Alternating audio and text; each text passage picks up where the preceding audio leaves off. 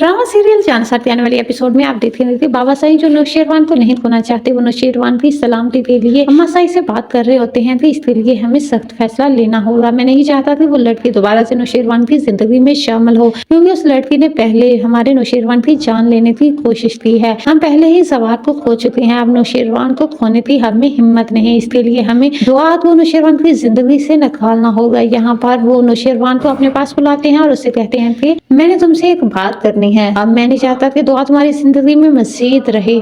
यहाँ पर तुम्हें हमारी बात माननी होगी और दुआ को तलाक देनी होगी। यहाँ पर कशमाला तो बहुत ज्यादा खुश हो जाती है, क्योंकि उसकी बरसों की आरज़ू पूरी हो रही होती है। अभी यहाँ पर जब बाबा साई नौशेरवान से ये बात कर रहे होते हैं कि वो दुआ को तलाक दे दे, तो दुआ भी ऊपर से आ जाती है। दुआ जो कि बाबा साई से कहती है कि वो कैसे इतनी बड़ी सजा उसे दे सकते हैं। अभी तो उसका जुर्म साबित भी नहीं हुआ और वे ये साबित करेगी कि वो जहर उसने नहीं बल्कि कशमाला ने दिया। ये सुनने की देर थी कि कशमाला तो बहुत ज्यादा गुस्से में आ जाती है और वो खूब दुआ पर भड़कती है और कहती है कि वो अपना जुर्म छुपाने के लिए उस पर इल्जाम लगा रही है। तब दुआ से कहती है कि मैंने नौशेरवान को जहर नहीं दिया, बल्कि कशमाला ने ये सब किया और अपने जुर्म को छुपाने के लिए उल्टा उसे ही अरेस्ट करवा दिया ताकि उस पर इल्जाम न लगे। और दूसरी ये कि सरफराज के साथ मेरा कोई तल्लक नहीं। सरफराज को भी मेरे पीछे लगाने वाला कोई और नहीं बल्कि कशमाला है। कशमाला की वजह से ही सरफराज में इतनी हिम्मत आई कि वो मेरे कमरे तक पहुंच गया। तो दूसरी तरफ आप देखेंगे कि नौशेरवान को इस बात का तो पूरा यकीन है कि दुआ उसे जहर नहीं दे सकती, लेकिन आखिर कौन है जो उसे जहर दे सकता है। और ये सब साजिश दुआ के खिलाफ थी।